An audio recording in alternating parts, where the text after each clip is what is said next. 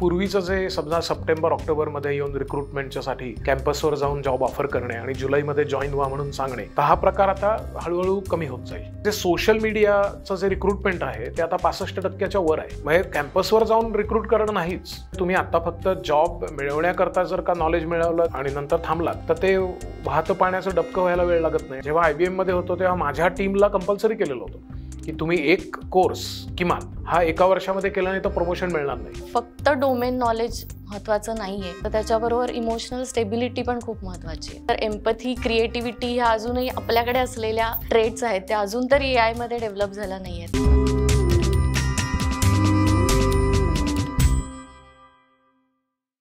नमस्कार, मी विनायक पाचलक आणि थिंक बँकच्या बिहाइंड द सीन्समध्ये तुम्हा सगळ्यांचं पुन्हा एकदा मनापासून स्वागत. गेले काही दिवस पुन्हा एकदा बातम्या येत आहेत की IT मध्ये कर्मचारी कमी केले जात आहेत.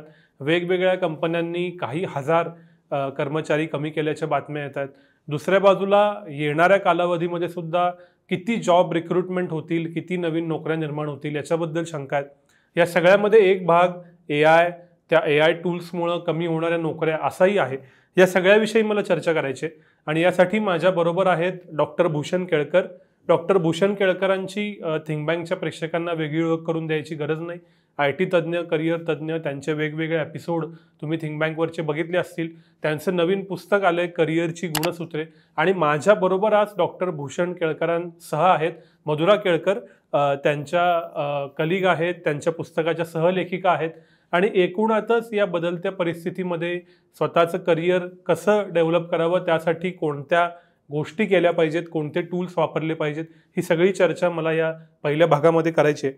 सर, पहिला प्रश्न माझा असा आहे की मार्केट बदलत राहतं. आपण क्वाईट क्विटिंगच्या वेळेला पण एपिसोड केला, त्याच्या आधीही केला. एम्प्लॉईज मार्केट होतं, आता असं म्हणतात की ते एम्प्लॉयर्स मार्केट झालं आहे. एक प्रकारची अनिश्चितता आहे, त्यामुळं कर्मचारी कमी केले जात आहेत किंवा जे आधी घेतलेत ते फोमोमध्ये म्हणजे फिअर ऑफ मिसिंग आउटमध्ये एवढे घेतलेत की आता नवीन घ्यायची गरज नाही. काय सध्याची परिस्थिती तुम्हाला दिसते?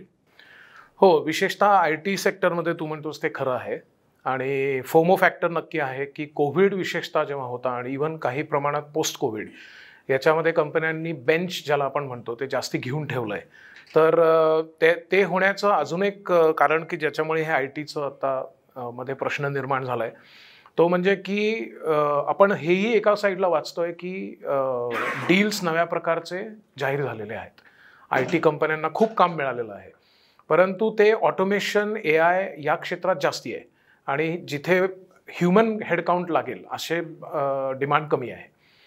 आणि त्यामुळे पण झालंय एकूण जे काय मध्य पूर्वेमध्ये झालेली सिच्युएशन आहे, आधी मागच्या वर्षी युक्रेनची झाली आहे, तर या सगळ्या प्रकारामुळे पण त्याला चालना मिळाली आहे. आणि म्हणून आत्ताचं नंबर्स असे सांगतात की जिथे 9 लाख मुलं ही इंजिनियर होऊन बाहेर पडतात आणि त्यांना जॉब मिळायचे, त्यातले Tier 2 अशा इंजिनिअरिंग कॉलेजमधल्या 2 लाख लोकांचे जॉब जाण्याची किंवा न मिळण्याची शक्यता आहे. आणि त्यामुळे तो आकडा खूपच मोठा आहे. इनफॅक्ट इन्फोसिसनी आता जाहीर केलं, निलंजन रॉय CFO त्यांचा, की ते यावेळेला रिक्रुटमेंटला कॅम्पसला जाणारच नाही आहेत.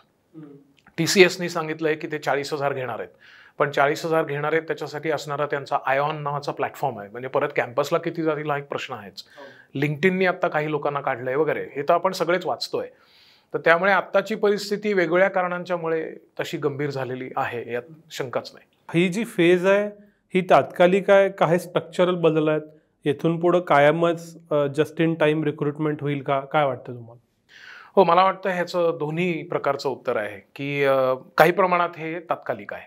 म्हणजे समजा आता युद्धाच्या बद्दलचं आपण म्हटलं की ते काहीतरी निर्णय लागून काहीतरी त्याच्यामध्ये इंटरव्हेन्शन होऊन ते थांबलं, कमी झालं, युक्रेनचं काही झालं, तर हा एक भाग त्याच्यामध्ये निवळायला मदत होईल.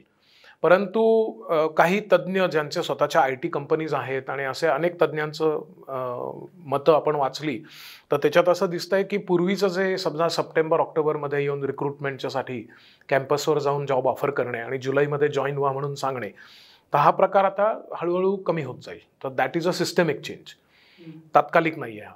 आणि याच्यामध्ये इनफॅक्ट 1-2 लोकांचं तर असं मी वाक्य ऐकलं की TPO ही जी संस्था आहे, TPO जे डिपार्टमेंट आहे तेच आता डिफंक्ट, रद्दबातल होईल. कारण जस्ट इन टाइम रिक्रुटमेंट ही जर असेल तर ज्यावेळी गरज आहे त्या गिग इकॉनॉमीमध्ये, आपण ह्याविषयी आधी 2-3 वेळाला बोललेलो आहोत की जेव्हा गरज आहे त्यावेळेला त्या प्रोजेक्ट पुरतं ओपन पूलमधनं आर्टिफिशियल इंटेलिजन्सचा स्क्रीनिंग वापर करून तुम्ही लोक घ्याल आणि त्यांना काढून पण टाकाल. तर अशा तऱ्हेचं डेफिनेट मुवमेंट आहे. म्हणजे दिशा ही आहे की जाऊन ऑफर करणे आणि लॉक करणे हा प्रकार, मुलांना किंवा स्टुडंट्सना लॉक करणे हा प्रकार जाईल आणि जेव्हा गरज आहे तेव्हाच घेतलं जाईल. त्यामुळे तू जे म्हणलास सुरुवातीला की सप्लाय डिमांड पूर्ण बदलत चाललंय आणि ती फ्लिपिंग ते नक्की आहे, तर ती सिस्टमिक बदल आहे आणि काही तात्कालिक पार्ट आहेत. हे तर झालं फ्रेशर्सबद्दल. पण जे लॅटरल हायर आहेत किंवा ज्यांनी खूप मोठे मोठे राईज गेल्या 2 वर्षात मिळवल्या, त्यांच्याही असे फीडबॅक वेगवेगळ्या सोशल मीडिया पोस्टवरती येतात. केनसारखी संस्था त्याचे रिपोर्ट पब्लिश करते की रिक्रुटमेंटची प्रोसेस एकतर मोठी झाली, म्हणजे ॲव्हरेज रिक्रुटमेंट टाईम जवळपास 6 आठवड्यांवर गेला आहे मोठ्या पोस्टसाठी. आणि आता एम्प्लॉयर्स चूझी झालेत, म्हणजे त्यांच्याकडे एका जागेसाठी 4 माणसं आहेत. जो माणूस टिकेल, जो माणूस ROI देईल, अशा माणसाला ते घ्यायचा प्रयत्न करतात. अशा वेळेला जी लोक ऑलरेडी IT मध्ये वेगवेगळ्या पदावर आहेत त्यांनी काय विचार करायला हवा, कशा पद्धतीनं जॉब मार्केट बदलते, तुम्ही काय सांगा? त्यातला काही उत्तर मी देईन, त्याच्यामधला काही भाग आपण आधी कव्हर केलाय त्यामुळे मी त्याच्यावर खूप भर नाही देणार. पण आपण जे कंटिन्युअस लर्निंग म्हटलं होतं किंवा म्हणजे अनेक विषयांच्या मध्ये ज्ञान असणं म्हटलं होतं, ते तेव्हा जेव्हा आपण इंटरव्ह्यू झाला तेव्हा जेवढं खरं होतं तेवढं आत्ता अजून खरं आहे. तर फ्रेशर्सनी सुद्धा करायची गोष्ट आणि जे आत्ता ऑलरेडी वर्कफोर्समध्ये आहेत त्यांनी करायची गोष्टींमध्ये आता AIचा वापर करणं आवश्यक राहील. आणि स्वतःला अप टू डेट ठेवणे आणि कंटिन्युअस लर्निंग करत राहणे, याच्याबरोबर AIचा आपल्या शिकण्यामध्ये आणि आपल्या प्रोफेशनमध्ये जास्तीत जास्त वापर करणे आणि त्याच्यावर स्वार होणे will be the right thing. आता त्याच्यामध्ये मी 1-2 उदाहरणं सांगतो की आता रेझ्युमे कसा लिहावा याच्यावर माझं एक पुस्तक आहे, ते चांगलं गेलं होतं, आता ते आम्ही छापणं बंद केलं आहे. याचं महत्त्वाचं कारण असं आहे की रेझ्युमे चांगला लिहून देणे हे 12 सेकंदामध्ये त्या AIचे टूल करतो, तर ते पुस्तक छापून तरी काय उपयोग आहे. रेझी नावाचं एक सॉफ्टवेअर आहे किंवा हायरेशन नावाचं एक सॉफ्टवेअर आहे. तर याच्यामध्ये तुम्ही तुमची माहिती दिली की तुम्हाला वेगवेगळ्या टेम्पलेटमध्ये तुमचा रेझ्युमे तयार होऊन येतो. आणि त्याहीमध्ये अजून एक महत्त्वाची गोष्ट की जी आपल्या श्रोत्यांना माहिती असेलच असं नाही, तर ATS म्हणून एक प्रकार आहे, ॲप्लिकेशन ट्रॅकिंग सिस्टम, की ज्याच्यामुळे तुम्हाला एखादा जॉब मिळेल का न मिळेल, तुम्हाला इंटरव्ह्यू होईल का न होईल, हे त्याच्यावर अवलंबून राहतं. आणि तुम्ही छान दिसणारा, एकदम ग्लॉसी आणि असे बरेच फॉर्मॅट आता उपलब्ध आहेत, तर ते तुम्ही केलं आणि 100 ठिकाणी बाण मारलेत तर तुम्हाला इंटरव्ह्यूचा कॉलच येत नाही. आणि तुम्हाला असं वाटायला लागतं की कलियुग आलं, की मी एवढे प्रयत्न केले, मी एवढा चांगला इंजिनियर आहे, मी एवढं केलं आणि मला इंटरव्ह्यू कॉल येत नाही. आणि याचं मेन कारण असं असतं की आता कंपन्यासुद्धा ATSचा वापर करतात की त्यांना हवे असणारे जे कीवर्ड्स आहेत ते तुमच्या रेझ्युमेमध्ये आहेत की नाही, हे जर का मशीननीच ठरवलं की ते नाही आहेत तर तुम्हाला इंटरव्ह्यू कॉल येत नाही. पण हे बऱ्याच लोकांना माहिती नाही आहे. तर आता ATS फ्रेंडली रेझ्युमे कसा तयार करायचा, तो दिसायला फार ग्लॉसी नसेल पण तो सिलेक्ट होईल, तर ह्याच्यासाठी AI टूल्स आहेत आणि ते वापरून तुम्ही ATS फ्रेंडली रेझ्युमे तयार करू शकता. माझे अजून एक सजेशन बरेच वेळेला मुलामुलींना आणि प्रोफेशनल्सला असते की वर्ड क्लाउड नावाचा एक प्रकार आहे, की समजा तुम्ही जॉब ॲडव्हर्टिजमेंट घेतली आणि ते वर्ड क्लाउडच्या थ्रू तुम्ही पाठवलं, तर word cloud will tell you की काय वर्ड्स त्यातले की आहेत, महत्त्वाचे आहेत. ते जर तुम्ही रेझ्युमेमध्ये कुठेतरी लिहिलेत तुमच्या ऑब्जेक्टिव्हमध्ये, समरीमध्ये, तर ते ATS फ्रेंडली तर होतंच पण कंपेलिंग होतं. तर ह्याचेही टूल्स आहेत की wordcloudgenerator.com नावाची एक साईट आहे की जी आपल्या पुस्तकामध्ये करिअरची गुणसूत्रामध्ये दिली आहे. तर अशा बऱ्याच टूल्स आम्ही, समजा रेझ्युमेबाबत झालं, समजा आपण इंटरव्ह्यूचं घेतलं तर मॉक इंटरव्ह्यूज आपण शाळा कॉलेजमध्ये घेतोच, परंतु इंटरव्ह्यू घेणारे बॉट्स आता तयार आहेत. आणि त्यातही असं आहे की तुम्ही रेझ्युमे अपलोड करा, त्या रेझ्युमेच्या अनुषंगाने तुमचा मॉक इंटरव्ह्यू घेतला जातो कम्प्युटरकडनं. मग तो तुमचे हावभाव टिपतो, तुमचे शब्द योजना आहे ती तपासतो आणि तुम्हाला फीडबॅक देतो की तुम्ही अशा तऱ्हेचा इंटरव्ह्यू दिला असता तर तुमचं सिलेक्शन होण्याचे चान्सेस एवढे असते. आणि हे सगळं त्यातले काही फ्री आहेत आणि काही त्यातले तुम्हाला पे करायला लागतात. पण या प्रकारचं AIनी तयार केलेलं जी संसाधन आहेत त्याचा आपण वापर करायला पाहिजे. मग ते इंटर्नशिपमध्ये आहे, स्कॉलरशिपमध्ये आहे. उदाहरणार्थ एक मिनिटभर घेऊन तुला 2 उदाहरणं देतो कारण ती आपल्या श्रोत्यांसाठी महत्त्वाची वाटतात मला. की एक मुलगी माझ्याकडे आली आणि म्हणली की सर मला एका सिंगापूरमधल्या कंपनीकडनं इंटर्नशिपसाठी ऑफर आली आहे, तर ही मुळात सेफ आहे का नाही, कारण मला तिथं जाऊन काम करायला लागणार आहे. तर मी तिला म्हटलं की मुळात कशी आली. मग त्याचं निष्पन्न असं झालं की तिने तिचा लिंक्डइन प्रोफाईल खूप चांगला ठेवला होता. म्हणजे हे जे सोशल मीडियाचं जे रिक्रुटमेंट आहे ते आता 65% वर आहे. म्हणजे कॅम्पसवर जाऊन रिक्रूट करणं नाहीच, लोक हे जे कंपन्या आहेत ते सोशल मीडियावरचा तुमचा जो प्रेझेन्स आहे, लिंक्डइन असेल, इंस्टाग्राम असेल, फेसबुक असेल, ट्विटर असेल, म्हणजे आता एक्स, तर ह्याच्यामध्ये जाऊन तुमचं प्रोफाईल बघून ते इंटरनली मॅच करून तुम्हाला प्रोॲक्टिव्हली सांगतील की तुम्हाला आम्ही इंटर्नशिप किंवा जॉब देऊ इच्छितो. तर असं तिचं झालं होतं. हे मी 6 वर्षापूर्वीची गोष्ट सांगतोय. आता तर ते खूपच मोठ्या प्रमाणात होत आहे. मग ती इव्हेंच्युअली गेली आणि तिच्या स्वप्नातही नव्हतं अशी पेड इंटर्नशिप तिला सिंगापूरमध्ये करता आली. आणि ह्याचं कारण ती त्यावेळेला सोशल मीडियावर ऍक्टिव्ह होती. आता तुम्ही AI वर ऍक्टिव्ह होणं महत्वाचं आहे. तर हे इंटर्नशिप बाबत झालं. किंवा सोनारा म्हणून एक वेबसाईट आहे, म्हणजे ती AI बेस्ड जॉब सर्च आहे. आपल्या सगळ्यांना monsterjobs.com किंवा इंडीड किंवा हे सगळं Naukri.com माहिती असतं. पण हे त्या कंपनीकडे असणाऱ्या जॉब ओपनिंग्स बद्दलचं आपल्याला मदत आहे. पण मी म्हणेन की सोनारासारख्या काही वेबसाईट ज्या AI वापरतात, they go across all of them. त्यामुळे that is a Google of job असं मी म्हणेन. आणि त्यामुळे सोनारावर तुम्ही जर का तुमचं प्रोफाईल अपलोड केलं तर तुम्हाला जॉब शोधणं अजून जास्त शक्य आहे. ते AIच्या सहाय्याने पण होत आहे. एक प्रकारे सोनाराने कान टोचलं आहे. आणि आपण म्हणतो की 100 सोनार की 1 लोहार की. मी तर म्हणेन की इथं एक काय 100 सोनारकी झालेलं आहे, एक पण सोनारकी झालेलं आहे, कारण हे एकच पुरणार आहे. 100 ठिकाणी याची गरजच नाहीये. तर हे अशा तऱ्हेच्या वेबसाईट्स माहिती असणं आणि ते प्रोफेशनल्सनी वापरणं, म्हणजे मी 54 वर्षाचा आहे, माझे अनेक मित्र जे वेगवेगळ्या कंपन्यांमध्ये मोठ्या पदावर आहेत किंवा त्यांच्या कंपन्या आहेत, दे आर युझिंग इट.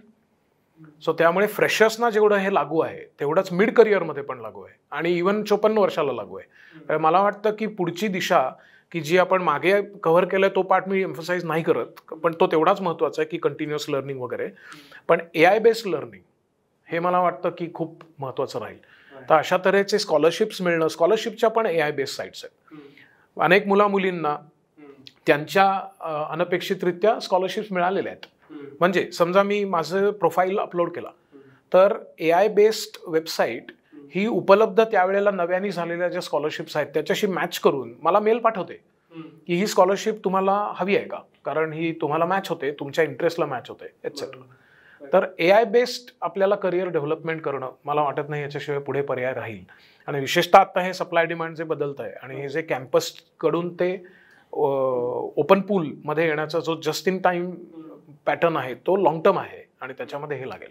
याकडे याच्या आधी मॅडम तुम्हाला असं विचारायचं आहे की तुम्ही मूळ सायकोलॉजीचा अभ्यास केलेला आहे, तर ज्या वेगवेगळ्या लोकांना तुम्ही भेटता, ज्या वेगवेगळ्या विद्यार्थी असतील, प्रोफेशनल्स असतील, त्यांनी मनात नाही ॲक्सेप्ट केले का की हे बदललं आहे, सायकोलॉजिकल जो चेंज करावा लागतो, बिहेवियरल जो चेंज करावा लागतो, त्याच्याबद्दल तुमचा अनुभव काय? एक नॅचरल इंटेलिजन्स असलेली मानसशास्त्रज्ञ म्हणून मला माणसांबद्दल खूप एम्पथी वाटते. आणि तुम्ही लक्षात घेतलं तर एम्पथी, क्रिएटिव्हिटी ह्या अजूनही आपल्याकडे असलेल्या ट्रेट्स आहेत, त्या अजून तरी AI मध्ये डेव्हलप झाल्या नाही आहेत. तर मला असं वाटतं की हे ज्यांच्यामध्ये आहे त्यांना पुढे स्कोप आहे आणि हे हळूहळू लोकांना कळायला लागलं आहे. आणि ते स्पेशली विद्यार्थ्यांना कळावं म्हणून आम्ही सेशन्स घेतो. त्यामध्येही मी माझा एक डिजिटल डिटॉक्स नावाचा पार्ट असतो, त्याच्यामध्ये मी हे सांगते की नक्कीच AI शिका तुम्ही आणि ती ॲप्स पण वापरा, कारण ते टाईम रिलेव्हंट आहे, काळाबरोबर चालण्यासाठी जरुरी आहे आणि तुम्हाला पुढे नोकरी आणि याच्यात टिकण्यासाठी पण पाहिजे. पण त्याबरोबर स्वतःचा ह्युमन एलिमेंट सुद्धा नर्चर करा आणि त्यामध्ये हे सगळे पार्ट येतात. सो बेसिकली बीइंग कॉन्शियस हे आपलंच आहे अजून.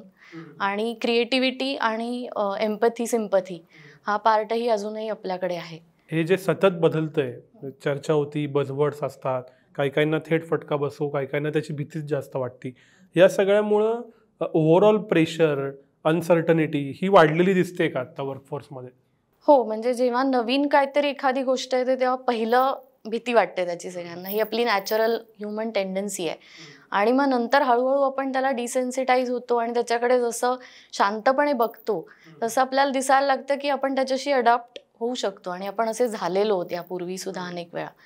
सो तशीच वर्कफोर्समध्येही मला असं वाटतं की तो ट्रेंड आलेला आहे की आत्ता जे फ्रेशर्स आहेत ते तर खूप पटकन अडॉप्ट करू शकतात या सगळ्याला, आणि जे सिनियर्स आहेत त्यांनाही कळून चुकलेलं आहे की जे काही त्यांचं आता वर्क लाईफ अजून आहे त्यामध्ये त्यांना याच्याशी अडॉप्ट करावंच लागणार आहे. मला सर तुम्हाला असं विचारायचं आहे की असेही वेगवेगळे किस्से समोर येतात की माणूस जॉईन होईपर्यंत AI खूप वापरतो, ChatGPT वापरून मस्त रिझ्यूम लिहितो, कदाचित इंटरव्ह्यू द्यायच्या वेळेला AIची टूल्स वापरतो, आणि प्रत्यक्षात ज्यावेळी तो जॉईन होतो आणि मग परफॉर्म करताना AI टूल्स सोबतीला नसल्यामुळं त्याचा परफॉर्मन्स कमी होतो, फेल होतो.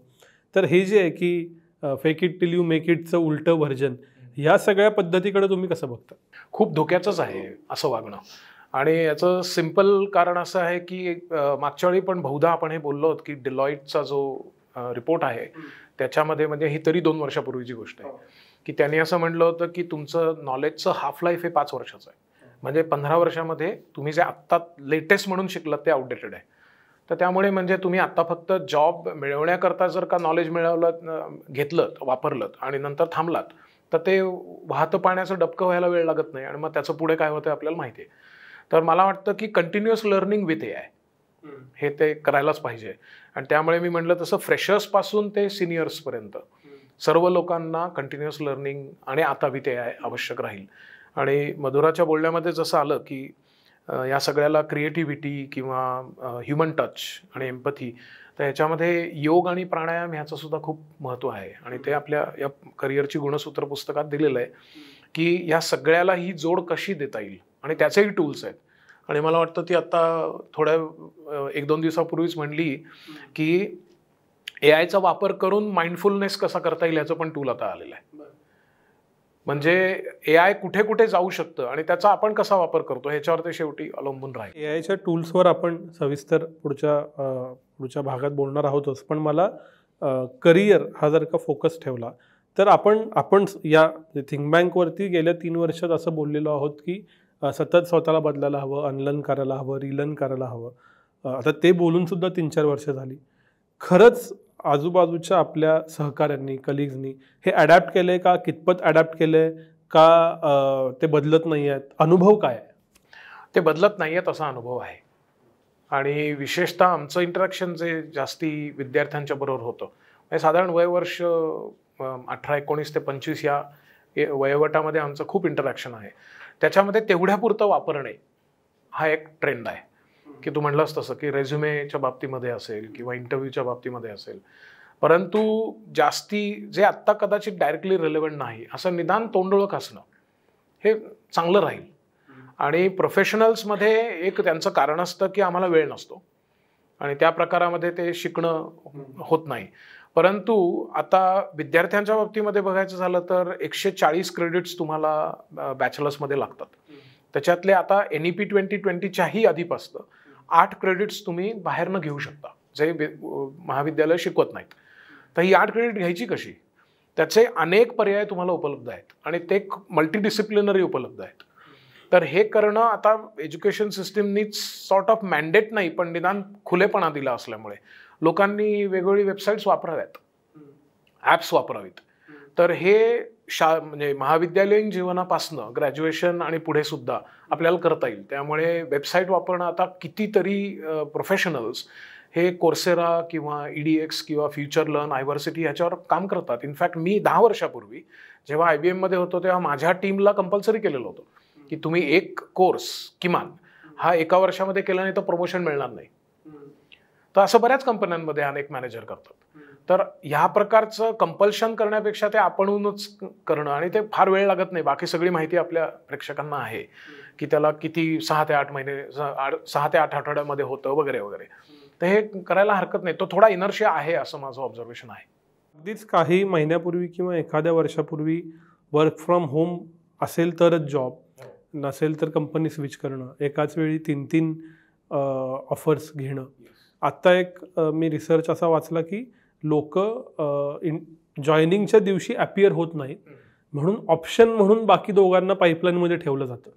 तर अशा वेळेला कंपनीलाही आपण असायलाच हवं, म्हणजे फर्स्ट प्रायोरिटी असायला हवी, ॲडजस्टमेंट नको, आणि पाईपलाईनमधला कुणीतरी राहायच्याऐवजी मला हा व्यक्ती हवा आहे अशी सिच्युएशन तयार करण्यासाठी जे कुठले ज्या लेवलवरचे एम्प्लॉई आहेत त्यांनी काय गोष्टी करायला हव्यात जेणेकरून ते मस्ट टू हॅव राहतील rather than good to have candidate? So again म्हणजे पुनरुक्तीचा दोष आहे याच्यामध्ये, पण या पुस्तकामध्ये आपण त्याचे 12 महत्त्वाचे बिल्डिंग ब्लॉक्स दिलेले आहेत आणि त्याच्या 300 पेक्षा जास्ती टूल्स दिलेले आहेत की त्यातला आमचा अनुभव असा आहे की आम्ही जिथे जिथे याच्याबद्दलचं काय कार्यशाळा घेतल्या आहेत किंवा 300 पैकी 30 सुद्धा लोकांना माहिती नाही आहेत, पालकांनाही नाही, विद्यार्थ्यांनाही नाही. तर त्यामुळे मला असं वाटतं की हे करत राहणे आणि ह्या प्रकारचं एफर्ट सतत तुमचा कॉन्शियसली करत राहणे, that is the only way. Building blocks काय आहेत? बिल्डिंग ब्लॉक्समध्ये येईल की तुम्हाला समजा परकीय भाषा काहीतरी शिकलेल्या असणे किंवा युनायटेड नेशन्समध्ये ज्या 6 भाषा ऑफिशियल म्हणून आहेत, अरेबिक, चायनीज वगैरे, किंवा तुम्ही जर म्हटलात तर आपल्या शेड्यूल 8 कॉन्स्टिट्यूशनमध्ये 22 भाषा रेकग्नाइज्ड आहेत. तर तुमची मातृभाषा सोडून आणि इंग्लिश सोडून अन्य तुम्हाला 20 भाषा माहिती पाहिजेत. तर अशा तऱ्हेचा जो प्रकार आहे ते एक लँग्वेज हा एक भाग आहे, इंटर्नशिप्स केलेले असणं हा एक भाग आहे. त्याचे कितीतरी प्लॅटफॉर्म्स आता उपलब्ध आहेत, 100 पेक्षा जास्त उपलब्ध आहेत. पण आम्ही बरेच वेळा विद्यार्थ्यांशी बोलतो तेव्हा त्यांना ते माहिती असतंच असं नाही. तर म्हणजे ज्याला आपण कार्यानुभव म्हणतो किंवा रिसर्च तुम्ही केलेला असणं हे आता अधिक सोपं झालेलं आहे. निदान ज्याला रिव्ह्यू पेपर्स म्हणतात हे तर तुम्ही करू शकता. समजा कम्प्लिटली नवीन आयडिया तुम्हाला नाही आली तरी सुद्धा ह्या विषयामध्ये झालेलं आत्ताचं स्टेट ऑफ द आर्ट याचं तुम्हाला माहिती असणं हे चांगलंच आहे. तर रिसर्च आहे तिसरा भाग आहे, पब्लिकेशन्स, रिसर्च. नंतर को करिक्युलर ॲक्टिव्हिटीज म्हणजे हे सगळे कोर्सेस करणं किंवा ॲप्स माहिती असणं. एक्स्ट्रा करिक्युलर्सना खूप महत्त्व आहे, ज्याच्यामध्ये समजा तुम्ही काही स्पोर्ट्समध्ये असाल, कल्चरल ॲक्टिव्हिटीजमध्ये असाल, लिडरशिप रोल तुम्ही काही केलेला असेल तर, किंवा तुम्ही समजा NGOमध्ये काम केलं आहे, तर अशा सगळ्या ज्या गोष्टी विशेषतः CSR बिलच्यामुळे अशा एकूण आम्ही 12 बिल्डिंग ब्लॉक्स आयडेंटिफाय केलेले आहेत आणि त्या प्रत्येक बिल्डिंग ब्लॉकवर आमच्या पुस्तकात चॅप्टर आहे आणि त्याच्यामध्ये किमान एक 20 तरी वेबसाईट्स आहेत की ज्या तुम्ही नुसत्या वापरल्या तरी सुद्धा तुम्हाला ते करिअर सिद्ध करता येईल आणि ते कंटिन्युअसली पॉलिश करत राहता येईल. तर ते एकदाच चांगलं केलं आणि तिथं थांबलं तर आपलं परत डबक्याचं रूपांतर व्हायला वेळ लागणार नाही. आणि जर हाफ लाईफ डिलॉईटच्या मते 5 वर्षाचं होतं 2 वर्षापूर्वी, तर ते आता नक्कीच कमी झालंय. आणि हे आता फॉर एक्झाम्पल खान अकॅडमी 2008 पासून सुरू झाली. खान अकॅडमीने आता सुरू केलेलं खान मी गो म्हणून एक आहे. इट्स अ पर्सनलाइज बॉट की 5वीतला 6वीतला 8वीतला मुलगा शिकतोय, 9वीतली मुलगी शिकतेय, तर ती कशी शिकते याचं पर्सनलायझेशन तो बॉट समजून घेईल आणि मग ते तुम्हाला त्या पद्धतीने, म्हणजे तोच विषय काय प्लस लॉज, पण तो 8वीतल्या 100 मुलांना तो 100 वेगळ्या पद्धतीने शिकवेल. तर आता हे बदल केलाय ना खान अकॅडमीने. खान अकॅडमी ऑलरेडी सक्सेसफुल आहे, पॉप्युलर आहे, लाखो लोक ते वापरतात, but they have to keep up. तर हा जो भाग आहे की you have to be up to date. म्हणजे सावरकरांची जी 2 शब्द महत्वाचे की श्रुती स्मृती पुराणोक्त पासून आपल्याला अप टू डेट अद्ययावत व्हायला पाहिजे, तर ते आता अजून खरं आपल्या करिअरच्या बाबतीमध्ये होत आहे असं मला वाटतं. मॅडम, मला तुम्हाला विचारायचं शेवटी येताना या भागाच्या की या सगळ्यामध्ये एज्युकेशन आणि म्हणजे त्याचा खूप मोठा रोल आहे. ऐकत असताना ज्यांची मुलं आता शाळेत वगैरे असतील त्यांना असा प्रश्न पडेल की आज असं तर अजून काही वर्षानं काय होईल, 5 वर्षानं, 10 वर्षानं. आजकाल आपल्याकडं ते सगळं पण खूप लवकर चालू होतं, 5वीपासून 8वीपासून IITची प्रिपरेशन, इतर गोष्टींची प्रिपरेशन. ह्या सगळ्या वर्गाबरोबर काम करताना तुमचे काय अनुभव आहेत, त्याच्यात काय काय गोष्टी मॅटर करतात, education for new age employment, आणि मग त्याच्यात जो सरांनी उल्लेख केला तो सायकोलॉजीचा, मानसिकतेचा आणि मग योग प्राणायामचा अँगल कसा आहे? राईट. सो सर मगाशी म्हणले तसं पर्सनलायझेशन इज द कीवर्ड. ते खूप महत्त्वाचं आहे आणि आमच्या एका टूलमधनं, टेस्टमधनं आम्ही ते करतो. 8वी ते 10वीच्या मुलांचं खूप महत्त्वाचं ठरतं, कारण तुम्ही म्हणलात तसं की तेव्हापासूनच पुढची तयारी आजकाल सुरू होते. तर त्याच्यामध्ये मी तुम्हाला उदाहरण सांगायचं तर असं सांगेन की एखादा माणूस जर का जास्ती व्हिज्युअल लर्नर असेल तर त्यांनी अभ्यास करताना काही जर का ट्विक केलं आणि वेगळ्या पद्धती वापरल्या, जसं माइंड मॅपिंग आहे की चित्ररूपात अभ्यास करणं, तर ते त्याच्यासाठी खूपच इझी ठरेल आणि त्याला खूप चांगल्या पद्धतीने समजेल अभ्यास. किंवा एखादा ऑडिटरी खूप जास्ती असेल तर त्यांनी मोठ्यांदा वाचून म्हणणं हे महत्त्वाचं ठरतं. आणि करिअरच्या बाबतीत म्हणाल किंवा सर जसं म्हणले की 140 क्रेडिट्स आहेत आणि त्यापैकी 8 ही बाहेरून घ्यायला लागणार आहेत आता डिग्री करण्यासाठी मिनिमम. तर त्या 8 क्रेडिटसाठी कुठला कोर्स किंवा काय एज्युकेशन घ्यायचं हे ठरवताना सुद्धा पर्सनलायझेशन खूपच की ठरेल. कारण पर्सनॅलिटीप्रमाणे आपल्याला कुठला कोर्स करायला आवडेल हे ठरतं आणि पर्सनॅलिटीज वेगवेगळ्या असतात. जशी हाताची 5 बोटं सेम नाही आहे तसा कुठलाच माणूस दुसऱ्यासारखा नाही आहे. सो माझ्या पर्सनॅलिटीत जर का मी खूप जास्त लॉजिकल आणि स्ट्रक्चर्ड असेल तर कदाचित मला प्रोग्रामिंग लँग्वेजेस शिकणं जास्ती आवडेल किंवा डेटा ॲनालिसिससारख्या गोष्टी शिकायला जास्त आवडेल. आणि त्याविरुद्ध जर का मी जास्ती इंट्युइटिव्ह क्रिएटिव्ह अशी असेल तर I should go for design thinking किंवा ॲनिमेशन किंवा हा पार्ट मी जास्ती एन्जॉय करेन. जेव्हा आपण एखादी गोष्ट एन्जॉय करत असतो त्यावेळेला हॅपी हॉर्मोन सिक्रेट होत असतात आणि त्यामुळे आपल्याकडनं ते छान होतं, काम मजेत होतं आणि आनंदाने केलेला अभ्यास हा लक्षात राहतो. त्याचा पुढे उपयोग कुठे करायचा हा पहिली गोष्ट आपल्या लक्षात येते आणि आपण तो उपयोग करूही शकतो. सो आम्ही नेहमी म्हणतो तसं फक्त डोमेन नॉलेज महत्त्वाचं नाही आहे, तर त्याच्याबरोबर इमोशनल स्टेबिलिटी पण खूप महत्त्वाची आहे. तर तुम्ही शांतपणे आणि आनंदाने डोमेन नॉलेज जर का मिळवलं तर IIT, JEE किंवा नीट किंवा कुठल्याही महत्त्वाच्या UPSC MPSC सारख्या परीक्षांमध्येही मुलांनी यश मिळवलेलं आम्ही पाहिलं आहे. सो चांगलं करिअर करण्यासाठी योग, प्राणायाम आणि ध्यान हे मी खूपच जास्ती प्रमोट करते नेहमी की ते करणं महत्त्वाचं आहे. आणि गंमत अशी की सर म्हणले तसं आता त्याच्यात पण आर्टिफिशियल इंटेलिजन्सनी शिरकाव केलेला आहे आणि AI बेस्ड मेडिटेशनची टूल्ससुद्धा आहेत, माइंडफुलनेस मेडिटेशन. सो त्याचा वापर करू शकतोच आपण. पण इन जनरल थीम ही आहे की मेंटल स्टेबिलिटी. सो मन स्टेबल ठेवा, शांत ठेवा आणि मग जे एन्जॉय करता येईल ते आपल्या पर्सनॅलिटी आणि ॲबिलिटीज प्रमाणे. किंवा अजून एक एक्झाम्पल द्यायचं तर काही लोक मेमरी पॅटर्न्स पण वेगवेगळे असतात. सो काही लोक एकपाठी असतात, वाचलं की पाठ होतं. काही मुलं असतात ज्यांना 4-5 रिव्हिजन्स लागतात, त्याच्यानंतर त्यांच्या लक्षात येतं. सो हे सगळ्या ज्या गोष्टी आहेत दिस इज पर्सनलायझेशन आणि हे आम्ही आमच्या टेस्टमधनं करतो. 8वी ते 10वी आणि पुढच्याही लोकांसाठी करतो. याला एक थोडंसं जोडून की हे जे योग प्राणायाम आहे याच्याबाबत एक रेझिस्टन्स असतो, वेळ मिळत नाही हा एक भाग, आणि हे फार जुनं पुराणं काहीतरी आजीबाईचा बटवा वगैरे या टाईपमध्ये असतं. म्हणजे लोकांना असंही वाटायला लागतं की आता हे सांगतील की कुठेतरी अमावस्येच्या रात्री पिंपळाच्या झाडाला फेऱ्या मारावा, तिथं मुंजा असतो. तर असं काही नाही आहे, हे सायंटिफिकली प्रूव्हन आहे आणि NIHचे पेपर्स आहेत आणि असे 100 आम्हाला सापडले आणि आम्ही शेवटी कंटाळून सोडून दिलं पुढे शोधणं. तर हे सायंटिफिक आणि मेडिकली प्रूव्हन आहे. त्यामुळे हे आवश्यक आहे आपल्याला करिअर चांगलं करण्यासाठी आणि ठेवण्यासाठी. या भागापुरते इथंच थांबूया. धन्यवाद.